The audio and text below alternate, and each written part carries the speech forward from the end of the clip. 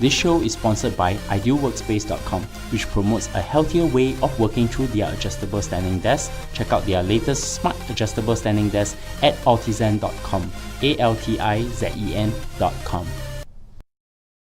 Welcome to Analyze Asia, the podcast dedicated to dissect the pulse of business, technology, and media in Asia.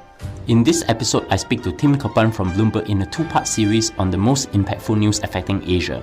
In the second part of our conversation, we analyze SoftBank's Vision Fund and why the impact of the fund will change the startup landscape across the world.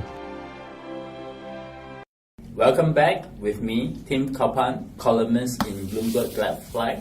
And I probably think he has one of the best opinions and analysis on Asia's tech giants such as the BAT, SoftBank, and everything semiconductors that's going on in Apple's supply chain. But on this conversation is another subject that I wanted to talk to Tim about, which is SoftBank's Vision Fund of $93 billion, right? It's now gone up to 97 point something. The last quarterly conference call, they revealed that they got a little bit more money in. So it's just heading towards their $100 billion goal. I have been a fan of SoftBank, Japanese telco, but they are very well known for making some of the biggest investments in the world, of one which actually take up 1/5 of their balance sheet, that is Alibaba. Alibaba was a fantastic deal for them. And Masayoshi Son, the CEO and founder of SoftBank, will be kind of riding that one for a very long time, telling the world how brilliant he is by making that deal. And, it was a good deal, and it's definitely made them a lot of money. So I'm going to start off by asking you then, for a start, can you give a quick intro to SoftBank and the rationale behind Masayoshi Son's so-called gambit with a US $100 billion technology fund? SoftBank itself is just a telco. That's all it is. It's a telecom operator. It's based in Japan. They have a domestic telco called SoftBank.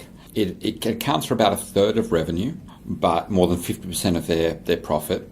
Another third of revenue comes from Sprint, which is the US wireless operator that they bought a few years ago, which is not doing quite as well. It doesn't contribute anywhere near as much net income. In fact, it's really been struggling. As an aside, they were in talks to sell to T-Mobile, but it was only just this week, early November of 2017, that SoftBank and T-Mobile and Sprint all basically said talks are off. We're not going to pursue this anymore, which has left a lot of people scratching their heads thinking, what the heck is SoftBank going to do with Sprint? Because clearly they wanted to get rid of it and move on. But Masayoshi Son couldn't come to a deal with T-Mobile or T-Mobile's parent, Deutsche Telekom, because he wanted to do a merger but still hold control. And clearly T-Mobile USA is like, no, we're not going to do a merger and let you control the merged entity, which made sense because T-Mobile's a stronger company. So it just didn't go anywhere. So that's, the two kind of largest parts of SoftBank, SoftBank Group Corp. And the other parts, essentially, now the SoftBank Vision Fund is a contributor to their bottom line. And the reason why Masayoshi Son decided to open up the SoftBank Vision Fund, which, as you say, is going to be a $100 billion fund, which is just an incredible, colossal amount of money, is that he gets to play with $100 billion, but he doesn't have to contribute $100 billion. Got other investors coming in and contributing most of the money for him, but according to the terms of the fund and the management of the fund, Masa is essentially the monarch of that fund. He is the king of the fund. He makes the decisions. And so all of those other companies that decided to invest in the fund are essentially buying into Masa's vision for the future. If you're one of these companies that's bought into the fund, you are saying, I believe in Masa's future vision and I want to be part of it and I believe it's going to be for the good and here we go, here's our money. And that's really what it comes down to. It's kind of like an off-balance sheet venture fund of SoftBank Group. And what's interesting is that the management company of the fund is 100% owned by SoftBank itself, and the management group gets management fees. So no matter what the return on the fund, SoftBank Group will get management fee income anyway, which is a nice little side deal for it. It's not going to be the major contributor to profit from the Vision Fund. Hopefully the Vision Fund will actually make profits itself through their investments going up in value, but they will still get some kind of fee income from it. So what is the investment strategy behind the Vision Fund then?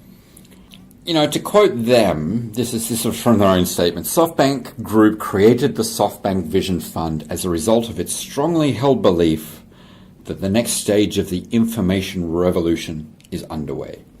And building the businesses that will make this possible will require unprecedented large-scale long-term investment.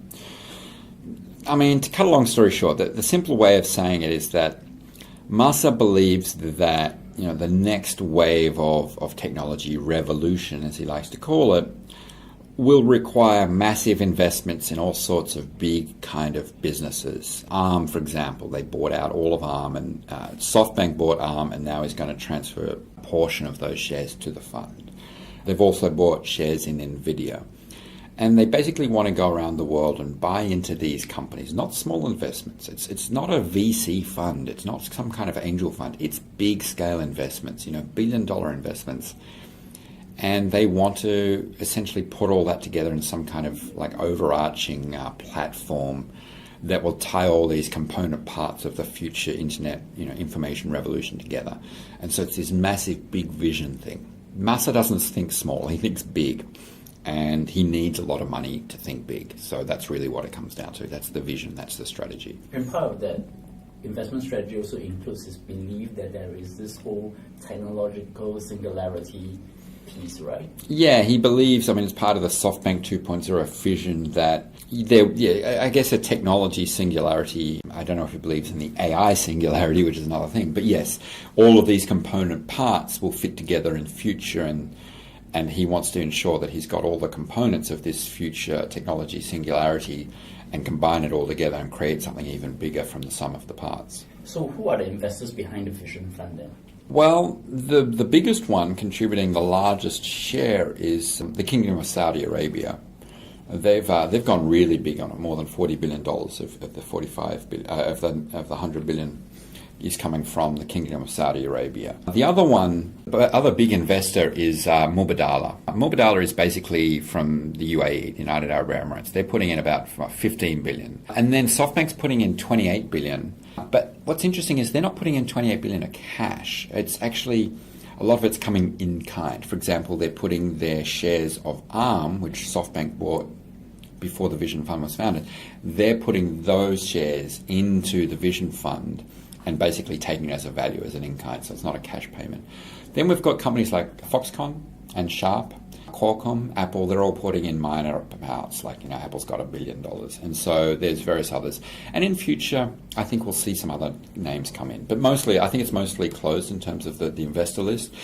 But it's essentially, those two Middle Eastern government funds, Mubadala and Saudi Arabia, that are taking up the lion's share of the investment.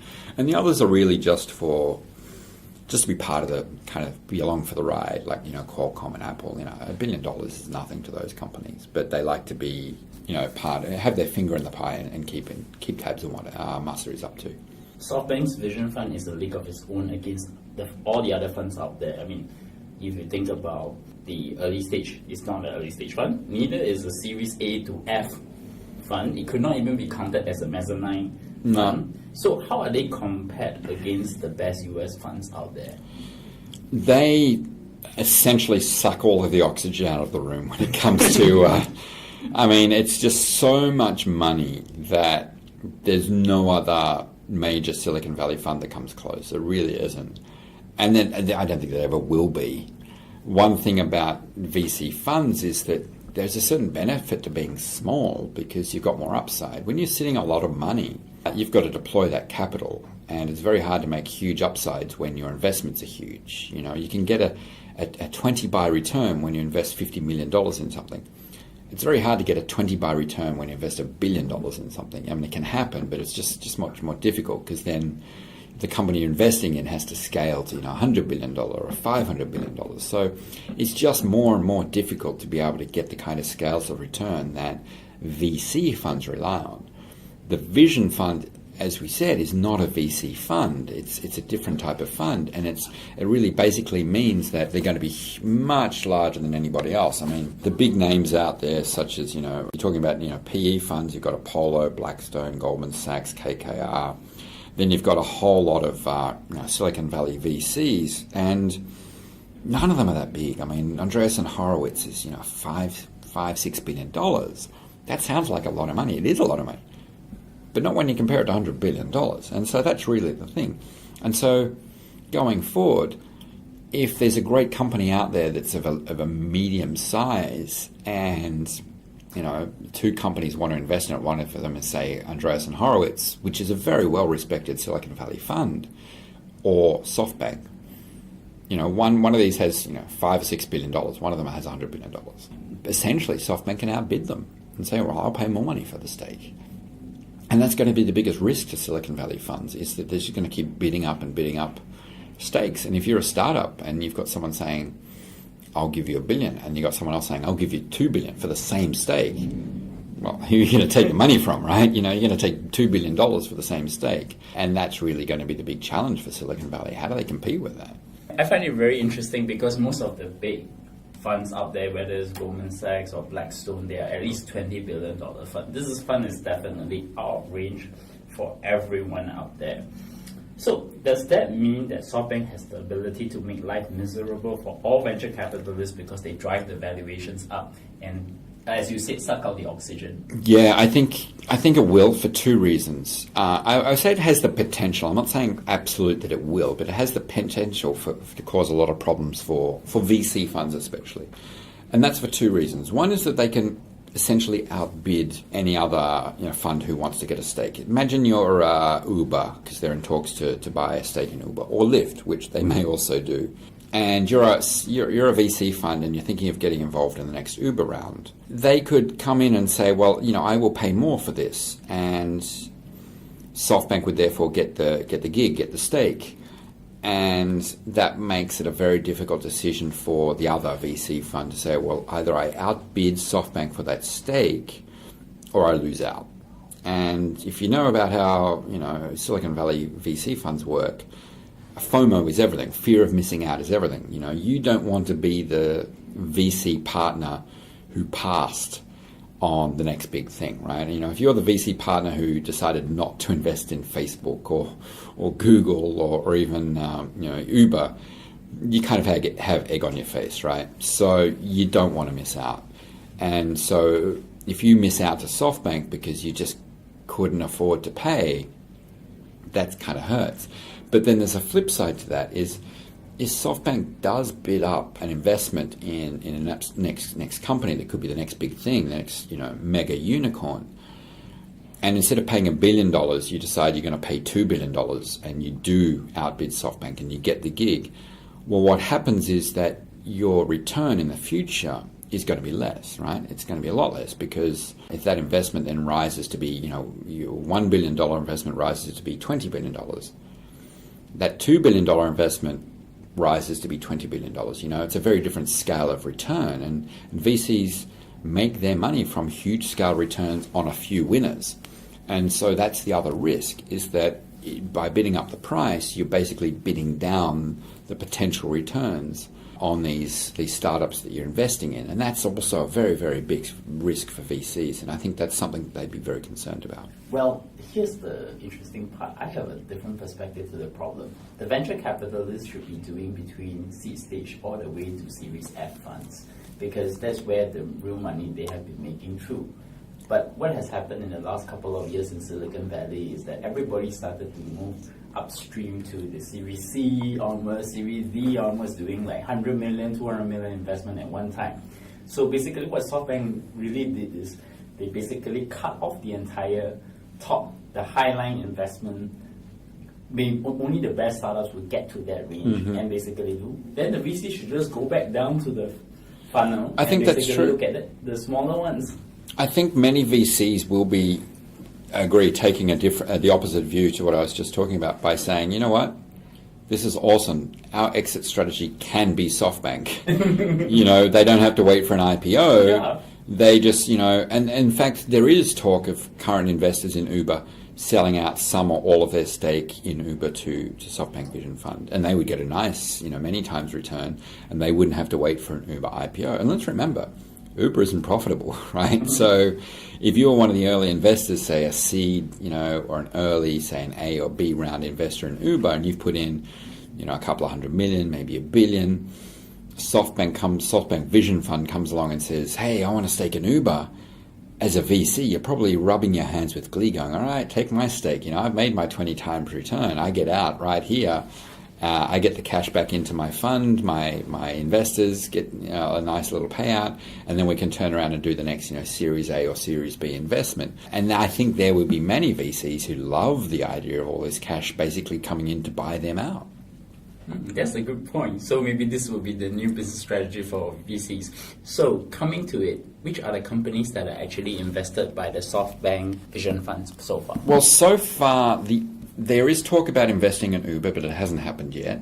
Masayoshi Son said just recently in early November that, you know what, if it doesn't happen, then we'll just go and talk to Lyft. And he may just be saying that publicly to kind of put pressure on Uber. Like, hey, if you don't do a deal with us, we'll go to your rival. Or maybe he really will talk to Lyft. I don't know. I mean, Masayoshi Son is not an idiot, so he knows what he's doing. So really one of the biggest deals so far for the Vision Fund is Arm. And that's because SoftBank Group bought Arm previously and is now just transferring some of that investment over to the Vision Fund. Another one is WeWork, similar, where it's kind of shared between both SoftBank and the Vision Fund. Another one I think is very, very interesting is NVIDIA. NVIDIA is doing, their stock has just gone up, I think it's tenfold in the last 2 years. It's trading about over $200 as we speak today. And it was at $20 in 2015. So that's gone gangbusters basically because of AI. They've developed these AI chips and they've gone from their kind of the graphics processing unit chops to develop further beyond that. And NVIDIA shares have gone up a lot. In fact, just in a few months of being involved in NVIDIA stock, SoftBank has made buckets of money, billions of dollars.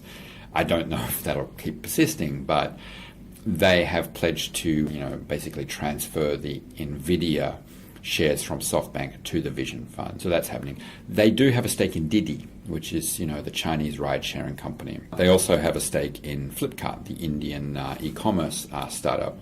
And then there's a very long list of other companies, OneWeb and SoFi and Guardant Health and Oyo, and Improbable and even Slack. An interesting anecdote with Slack. Slack is an instant messenger for corporate usage. It's very popular in the US, in Silicon Valley, amongst tech people. I use it, and it's quite good. At the recent investor conference, Masayoshi Son asked the audience, hey, how many people have you heard of Slack? And only about 5% of people in the room had put their hands up. And Masayoshi Son, that's looked like, what a failure. No one's ever heard of this company. Masayoshi Son, being the consummate salesman, turns around and says, that's fantastic. That means we've got upside potential and there's future growth potential because only 5% of you heard of it and everyone will hear it. And so that's a classic Masayoshi Son where he turns water into wine. So that's one of the many portfolio companies. This is the SoftBank Vision Fund. And this is a fund that's not even been going a year. So, they've been pretty busy early on. And there will be more and more investments going forward. So how big must your company be in order to be invested by the SoftBank Vision Fund then? Well, there's no specific size of the company, but under the kind of the written rules or the statements, to divide between SoftBank Group, the company, and the Vision Fund, they've basically pledged that any investment of $100 million or more would go through the Vision Fund, or first priority through the Vision Fund. And anything of less than $100 million would probably go through SoftBank itself. So SoftBank has come out and said, look, SoftBank itself will still keep making investments. We're not going to stop doing investments just because the Vision Fund has been opened and doing investments. So there will be both sides of doing investments, but $100 million is kind of that dividing line between which one would be Vision Fund and which one would be SoftBank itself. Yeah, you and I probably wouldn't have a line that we can dial straight to Masayoshi Son for getting the investment. So who are the key people who I need to get in touch to get this kind of investments of success? Well, if anyone has a company that they think needs $100 million, the gentleman, the key point man is a guy called Rajiv Misra. He's a graduate of UPenn and MIT Sloan School. His background is actually in debt trading. He's not an equities guy or a startup guy. He's actually in debt trading. He worked previously at Deutsche Bank and UBS and others. So that's really his background. He's been tapped by Masa to be the point man. The Vision Fund and its management is actually going to be based in London, of all places. And so that's really kind of going to be the central point. But at the end of the day, Musk is still going to be the key man. I mean, I don't think he delegates anything to anybody. He will be the final arbiter of a lot of deals. But I think Rajiv Misra is kind of the person with whom you want to get your foot in the door. And he has a whole team around him. There's dozens of other people, some from Deutsche Bank and elsewhere, finance professionals. And they will be in London doing much of that heavy lifting. This part of the Vision Fund is impact with a lot of startup unicorns across the world. So I'm going to start from SoftBank and Uber. I guess my question is, if SoftBank ever closes the deal with Uber, it means that now he has owned all 4 major players on ride sharing, Ola, Grab, Didi included. So my perspective, throwing crystal ball, does that mean they might force an IPO on all 4 or force all of them to consolidate into one? I think that it would be difficult to get them all to consolidate, but I think that we could see, I think most of them, all 4 of them, would probably IPO. I think that Didi and Uber would IPO simply because they're too big to have any other exit. I mean, if you think of what exits you can have, essentially there's 2 ways to exit. One is to be bought out or merged pre-IPO, and the other one is to IPO. At the end of the day, the investors in these companies need to get the cash back at some point. They're not going in to buy a stock for many, many years that gets publicly traded and get nice dividends. That's not the business they're in. They get in early, build a company, exit, get out, get their cash back, turn around and do it all over again. And so I think that Didi and Uber are just too big to be bought out. They may merge with someone, I can't think of whom, and we could certainly speculate on who would want to merge with, Uber's valued at $45 billion or something, or some very high amount. I think it's more than that now. So IPO for those 2. Ola and Grab, probably IPO, but I think they're still kind of small enough that they could merge with someone else or get bought out by someone else, either cash or stock. And remember that Didi has tie-ups and relationships with many other companies around the world. They're very good at that. And Lyft is also doing, tie-ups with everyone. Uber's strategy mostly around the world has been to go it alone in every market and be the Uber brand in every market. Didi's approach has been to go to smaller markets and just be kind of almost like code sharing in airlines, where, if you have the Didi app and you go to this country, you'd open the app and the front end is, the Didi app, but on the back end, really what you're getting is connection to the local version of Didi or Uber, the local ride-sharing company. And so Didi's approach is very, very different. I don't imagine that there would be any merger of all these companies. Remember, Didi, and Uber got out of China and actually made quite a lot of money actually by being defeated in China, and they handed over or sold their stake to Didi. I don't imagine that all of these would merge. Maybe Ola and Grab, but I wouldn't hold out for that, because no matter what Masayoshi Son wants to do, and no matter how powerful he is and his big vision, you're still dealing with founders at the grassroots level, and anyone who's ever dealt with founders, they're a stubborn bunch of people, and they may not take well to the idea of merging. But I would suspect that there might be a bit more cooperation with some of them, but I wouldn't see all 4 cooperating together in some kind of massive SoftBank ride-sharing platform. I think that they will probably, for the foreseeable future, be run pretty much independently. I actually have a pretty educated guess. My guess is that Didi will acquire Grab and Uber will acquire Ola.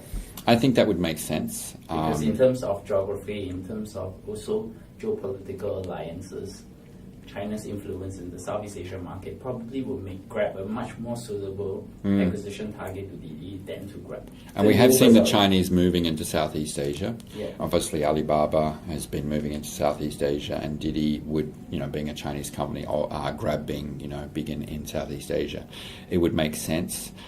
I don't know how quickly it would happen. I do think that if anyone's going to make it happen, Masa would try. He's tried to get companies to sit down and merge and so forth. He tried that with Indian e-commerce companies. He kind of failed. Doesn't mean he won't have another shot at it, but it definitely would make sense. I think you're right. I think that's a pretty incisive view that those 2, that could happen. And maybe Masa would be the one to push that forward, because he's going to be such a large looming figure in both of those companies. I want to get to the SoftBank and Flipkart Snapdeal situation. So SoftBank has now invested in Snapdeal's competitor Flipkart in India. I mean, what does that mean for everyone else then? You can invest in me, but if I'm not good enough, SoftBank can always go to my competitor the next day and invest in them too. One of the traditional things in VC, an unwritten rule in VC investing, is that when you invest in one, you can't invest in the other. This idea of a conflict. And what I hear quite often from a VC is that they see a new business start up and they think this new business is cool, but they're not exactly convinced that this new business will be the leader in that new space. Maybe someone else will come along and do a better job of it. And even though this first business might be the first mover, a VC may not want to invest, even though they think this is a great new category, because if they invest too quickly in this first mover, they're basically cut out of investing in someone else who comes along who might do a better job of it, right? So, for example, if you were, Uber and Lyft were kind of starting up at the same time, I think Lyft actually was a little bit earlier. If you went and invested in Lyft, you couldn't have invested in Uber, for example. But with Masayoshi Son and SoftBank, that rule doesn't apply, clearly. I mean, he's invested in Didi, he's thinking of investing in Uber or Lyft, and Ola and Grab, so competitors, they're in different geographies, admittedly. But then India was a very good example of that, where he's in Snapdeal, he's in Flipkart, he's invested in both sides of it, right? Like, that doesn't make sense. A VC would never do that. But that's Masayoshi Son. He does what he wants. And what are you going to do about it? There's no law that stops you from doing that. Maybe there's contracts or whatever, but he can do that. And it basically says, don't rest on your laurels. That's the first thing it says.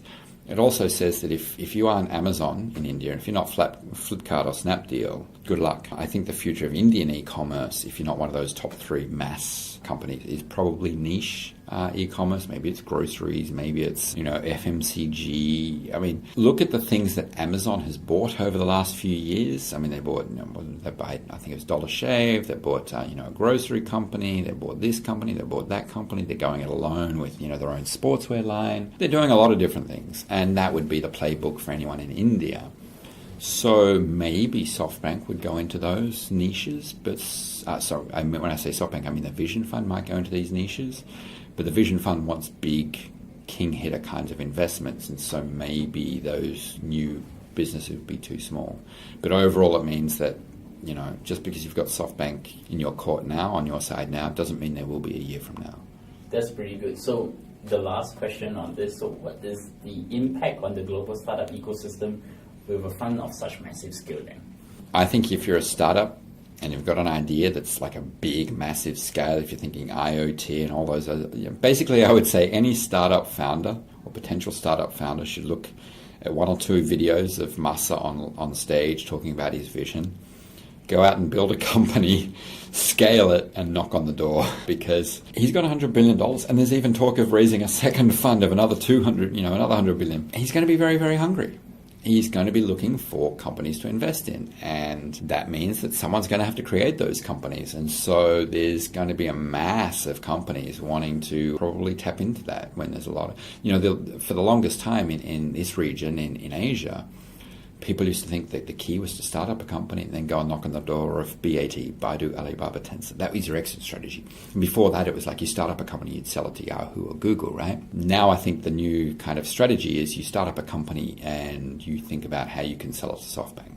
And so we'll probably see a new wave of companies trying to tap into and channel Masa's vision, thinking, well, what will Masa want to buy 3 years from now?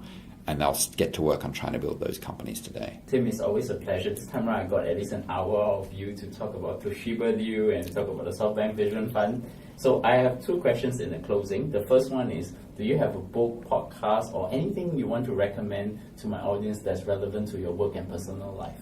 Well, there's a lot of podcasts out there. In fact, Bloomberg has a podcast, and I know you've had Brad Stone on the show before. I think that's a brilliant podcast. And another one that it's also a Bloomberg branded podcast, so I guess I'm talking up my own company, and that's called Odd Lots. It's a little bit outside of the tech space. They talk more about market issues. They've been talking about ICOs and Bitcoins recently. I recommend listening to the Odd Lots podcast, putting that on your feed, because it's fascinating. They're about 20 to 30 minutes show, and I really, really find them interesting. They get some really interesting financial markets concepts, and they talk to fantastic experts in the field. So I definitely recommend people listen to that.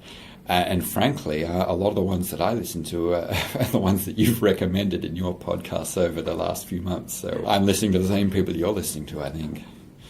I probably have one little recommendation. I recently read a very interesting book by Catherine Graham, Personal History. She was the owner of Washington Post. And what I really liked about the book is that the family has actually laid down very strong principles in journalism. And to talk about high quality journalism, what is their role to the people and how they fended against Nixon during the Watergate scandal, and also with the Pentagon Papers. You have to really imagine the kind of scenario of that time. And I thought that for journalism, that's a really great book to read, and I highly recommend it. I actually, that's a good idea. I'd love to read that book. Catherine Graham and the role that she's played in 20th century journalism, I think is fascinating. And the Graham family, and of course, they've since sold it off to Jeff Bezos, who owns the company now and is keeping it going and seems to be keeping the traditions of Washington Post alive. So that's a great idea. I'll read that book myself. My last question: how do my audience find you? So Twitter is the main way of finding me. You can find all of Bloomberg Gadfly columnists at bloomberg.com/gadfly, Gadfly. To find me, I'm on Twitter at tculpan, so that's at TCULPAN. I tweet most of my columns and various other stuff that I'm interested in.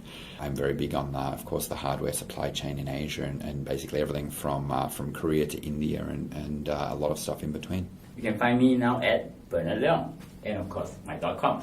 And you can also find us on iTunes, Stitcher, SoundCloud, Acast, and TuneIn. Of course, Google Play in the US market. Tweet to me, and of course, give me your 5-star ratings or a star on Overcast. And of course, most importantly, send me your feedback. And lately, I actually got some feedback from some listeners about some of the recent episodes. Just a quick shout out to Ben Bowen out there, who has actually contacted me and talked about one of my recent episodes on the One Belt One Road. That was a pretty good episode. I thought that was a great episode to have a conversation. So once again, Tim, thank you for coming on the show. Thank you, Bernard. It's been fun.